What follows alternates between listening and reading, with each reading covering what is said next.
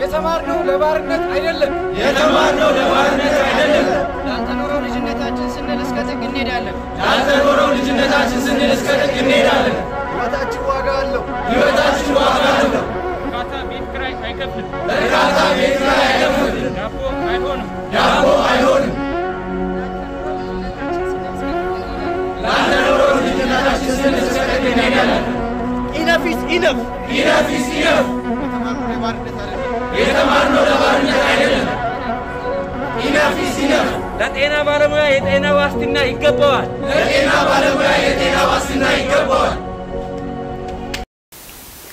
Ashamar Kapune, akam durtu kabajamtoota daawwattoota Horn Media kun qophii keenya gungumii karaa Horn Media isin dhiyaatudha. Qophii gungumii keenya irratti Oromoon ofiisaatti maal gungumaa oole, walitti maal gungumaa oole guyyaa har'aa kan jedhu qabadhee isiniif dhiyaadheen jira. Qophii kana qopheessuun si waliin kan turu Allalisaa Dhaabati. Egaa qophii gungumii koo irratti keessumaa taatee biyya keenya keessatti karaa qaamota hojjettoota mootummaas ta'e hojjettoota dhuunfaa akkasumas immoo dhiibbaa uummata keenya irra gahu qabadheen bakka tokkotti qophii gungumiitiin karaa Horn Media isiniif dhiyaadha.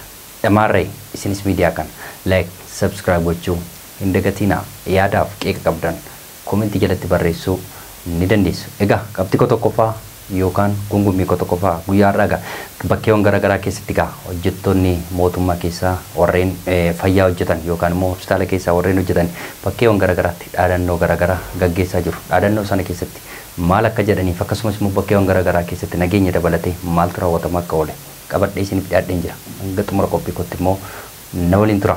Egaa qabxii tokkoffaa kana keessatti yookaan gungumii tokkoffaa guyyaa har'aa hojjettoonni fayyaa yookaan immoo hospitaala keessaa warreen hojjetan ogeeyyii fayyaan bakkeewwan garaagaraatti hiriira bahaa akka jiran argamaati jira jechuudha.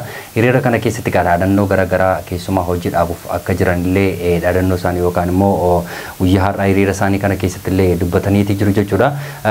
Akkasuma godina Jimmaa dabalatee akkasumas immoo naannoo Amaaraa keessatti bakkeewwan garaagaraatti hiriira bahaniiti jiru jechuudha. Guyyaa har'aa hiriira kana keessatti mootummaa maangora jiruuf yookaan immoo keessumaa warreen amma hoogganaa jiran dhaaba garaagaraa jechuudha. Isaaniif guyyaa torba qofa kennanii jiru jechuudha. Guyyaa torba booddee hojjettoonni fayyaa jechuudha. Keessumaa warreen hospitaala bakkeewwan garaagaraatti hojjetan hojii dhaabuuf akka jiran illee ibsa isaanii guyyaa har'aa yookaan immoo dhaadannoo isaanii guyyaa har'aa irratti dubbatatanii jiru jechuudha.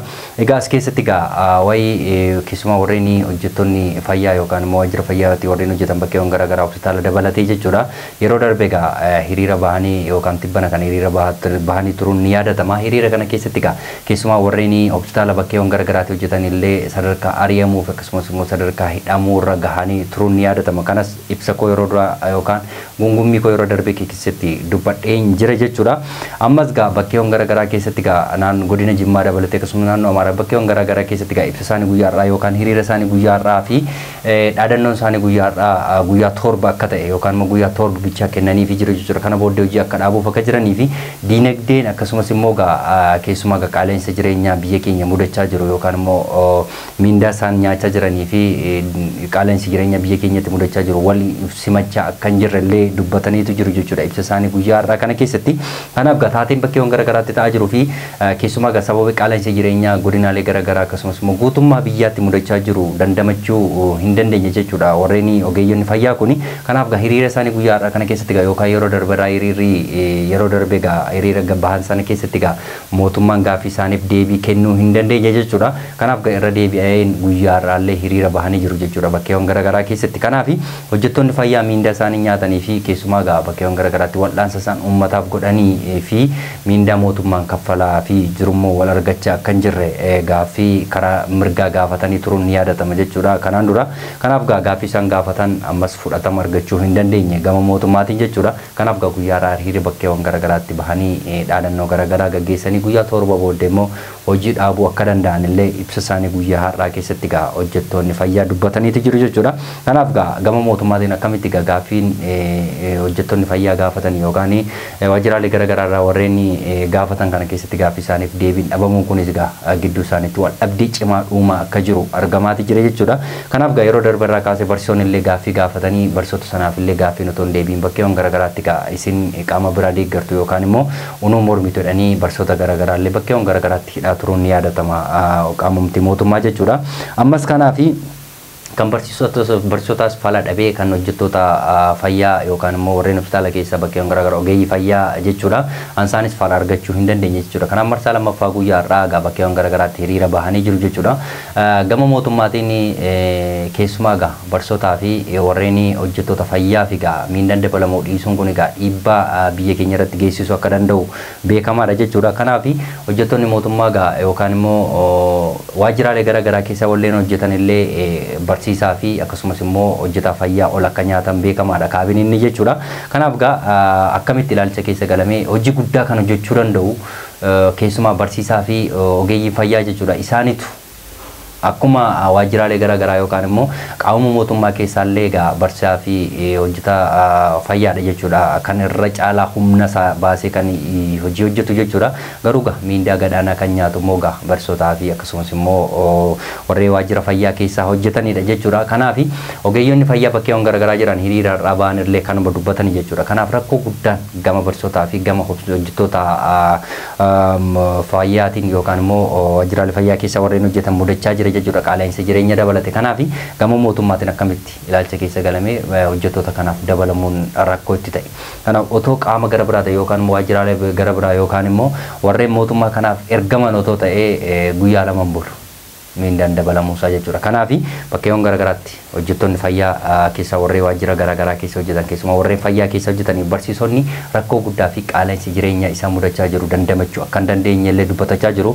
Qaala'insi jireenya rakkoo guddaa argatte ta'ee gadi ba'anii gaafa isaan dhiyeessatan hidhamaa akka jiran illee akkasumas doorsisamaa akka jiranii fi warreen hospitaala keessa hojjetan immoo sadarkaa buufata fayyaatti gadi buufamanii hojii isaanii akka hojjetanii fi qaama biraa deeggartu jedhanii hamma shoror keessamatti yookaan immoo hamma dhiibbaan irraan gahuutti mudachaa jira jechuudha. Kanaaf dhiibbaa guddaa keessumaa warreen waajjira fayyaa keessa hojjetan isaan mudachaa jira barsiisota dabalatee jiru. Kanaaf qaamota lamaan kanaa fi mootummaan gama isaatiin furmaata kennu akkamitti dadhabame kan jedhu kun rakkoo guddaadha jechuudha. Kanaaf qaala'insi jireenyaa akkuma biyyaatti haa mudatu iyyuu malee kan barsiisotaa fi kan waajjira fayyaa yookaan immoo warreen hospitaala keessa hojjetan danqaa guddaa itti ta'uunsaa waan hafu hin fakkaatu. Kanaaf gama mootummaatiin ilaalcha keessa galamee hojjettoota fayyaa fi miindaan akka dabalamu gamuma kanaan dhaamsa keenya dhageessina.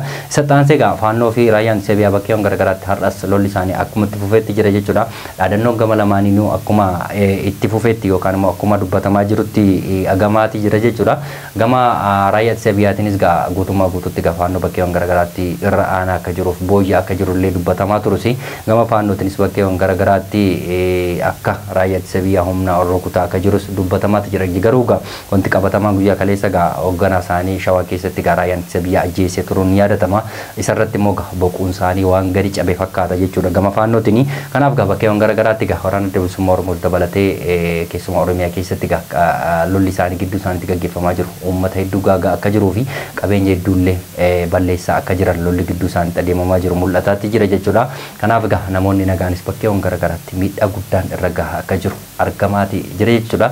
Gama Tigraayinis keessumaa uummanni Tigraay bakkeewwan garaagaraatti yookaan immoo namoonni ganda baay'een buqqaanii turuun ni yaadatama jechuudha. Tigraay keessatti sababii lolaatiin jechuudha. Kanaaf Jeneraal Taaddasee Warradees yeroo dhiyoos muudamee gara Tigraay kan imale jechuudha. Guyyaa har'aa hoogganaa Jarman yookaan ambaasaadara Jarman wajjin marii taasisanii jiru jechuudha. Kanaaf adda durummaatiin mariin Viiktooriyaa hojiitti hiikamuu akka qabuu fi uummanni Tigraay qe'ee fi qabeenya isaarraa buqqa'e illee qeessatti akka deebi'uuf illee guyyaa har'aa marii isaan irratti taasisnee jirra kan jedhu dubbatee jira sooshaal miidiyaa yookaan feesbuukii isaa irratti jechuudha. Kanaaf taateen Tigraay keessatti ta'ullee ammas qorumsi guddaan Jeneraal Taaddasee Warradee mudachaa akka jiruu fi uummanni Tigraay qeessaaf qabeenya isaatti deebi'uu dhabuusaa immoo isaaniif qorumsa guddaa akka ta'e guyyaa har'aa dubbataniiti jiru jechuudha. Kanaaf uummanni Tigraayis rakkoo hamaa keessa akka jiru beekamaadha jechuudha. Keessumaa immoo warreen sababii lolaatiin qeessaaf qabeenya isaanirraa buqqa'an ammayyuu qeetti akka hin deebinee fi lafti Tigraay saamamee turellee ammayyuu uummata yookaan immoo saba Tigraayiif akka hin deebine guyyaa har'aa dubbatanii jiru jechuudha. Kanaaf immoo